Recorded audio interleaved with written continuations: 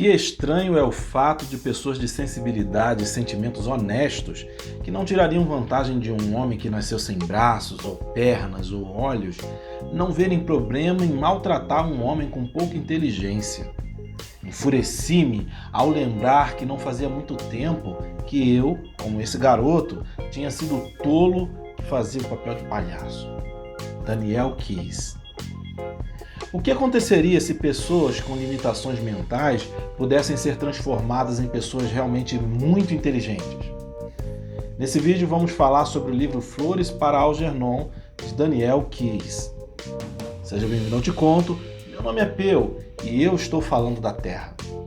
Por favor, aproveite esse início de vídeo para ajudar a gente com um joinha e também com sua inscrição no canal, caso você não seja inscrito ainda. Já tem um tempão que a gente meio que estacionou na casa dos 500 inscritos. Por favor, ajuda a gente a chegar a 600 inscritos. Não custa nada. Sem mais delongas, vamos pro vídeo.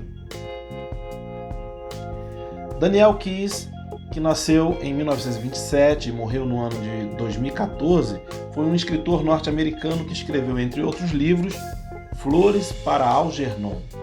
Keyes concluiu uma graduação e um mestrado em psicologia e trabalhou muito tempo em uma empresa de histórias em quadrinhos subordinado a Stan Lee. Essa empresa era chamada Atlas Comics. Se esse nome não significa nada para você, saiba que com o tempo a Atlas Comics mudou seu nome para Marvel Comics. Aí eu acho que você já conhece.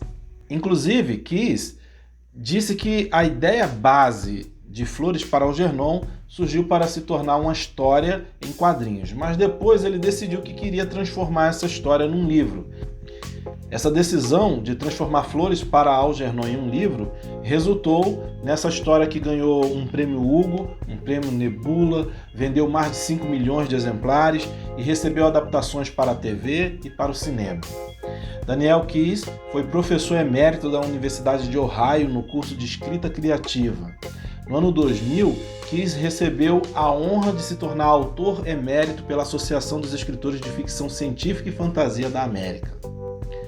Agora que já conhecemos um pouco da história do autor, vamos mergulhar na obra, vamos mergulhar na história de Flores para Algernon.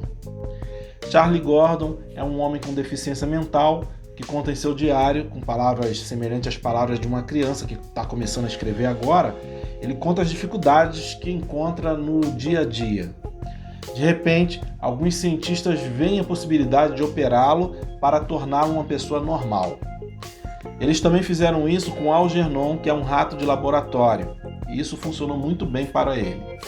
O ratinho se tornou extremamente inteligente por um tempo consideravelmente longo.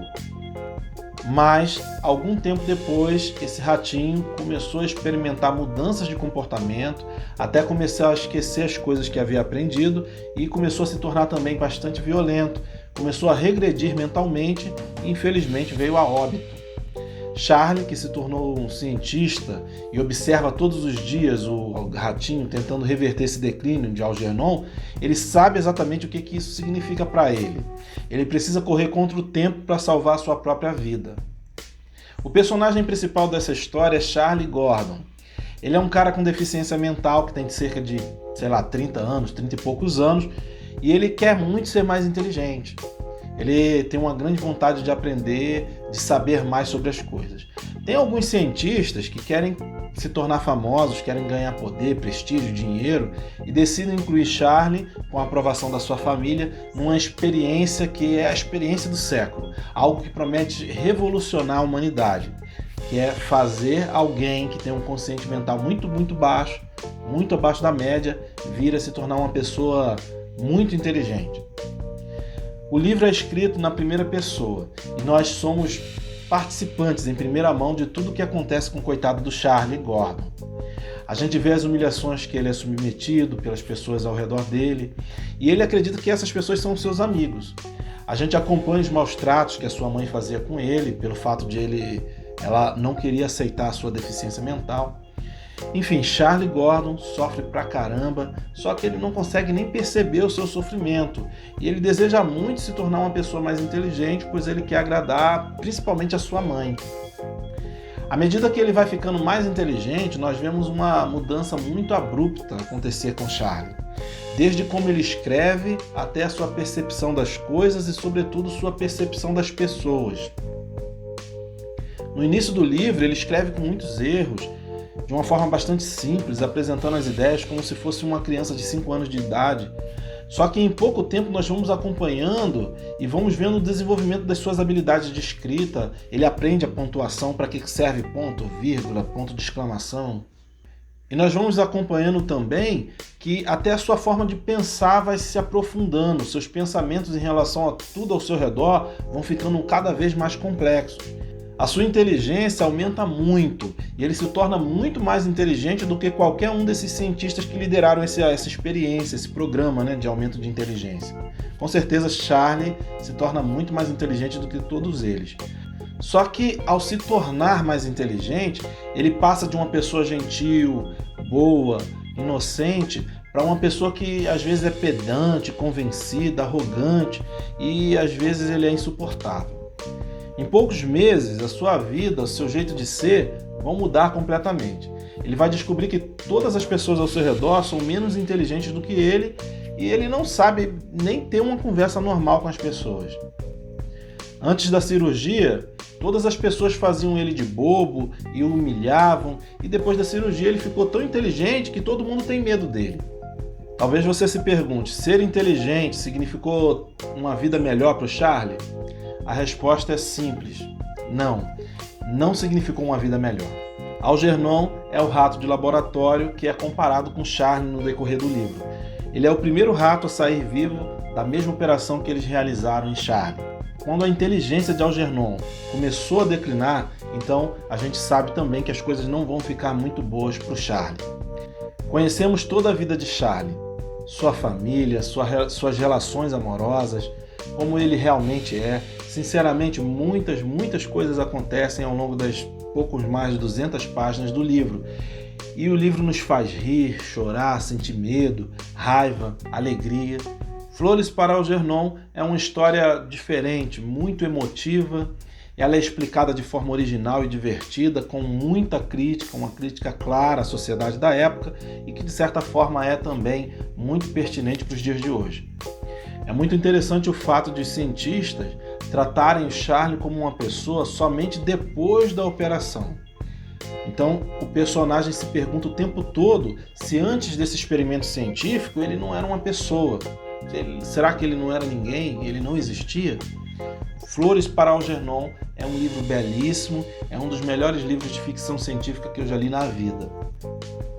Eu notei bastante semelhança dessa dualidade do Charlie Gordon com deficiência mental e do Charlie Gordon que é um intelectual.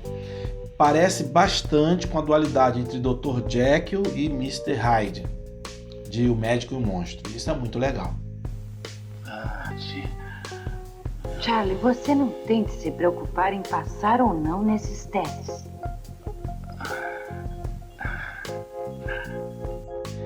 Em 1968 foi lançado o filme Charlie, que aqui no Brasil é Os Dois Mundos de Charlie. O filme é um drama de ficção científica que foi dirigido por Ralph Nelson e estrelado por Cliff Robertson, que fez o papel do Charlie. A interpretação de Cliff Robertson foi muito bem recebida e o ator venceu o Oscar de melhor ator no ano seguinte, em 1969.